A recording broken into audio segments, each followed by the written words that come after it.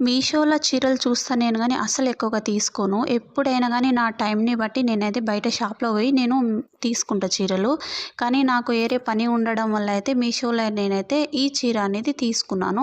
నేను బుక్ చేసేటప్పుడు చీర కలర్ గూడా అంతా బానే ఉంది.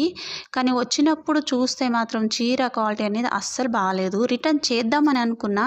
అప్పటికే నాకు అర్జెంట్ ఉండే అని కుట్టుకున్న. బ్లౌజ్ గూడా కుట్టుకున్న. ఒకసారి కట్టుకున్నా గూడా ఈ చీర. మనకు పాలేస్తే కూడా ముద్ద ముద్ద అయిపోయిందంతా ఎట్లనో ఉన్నది చీర. రూ. 450 ఈ చీర వచ్చేసి. నేను ఆల్రెడీ జిగ్‌జాగే చేశాను ఈ చీరకు.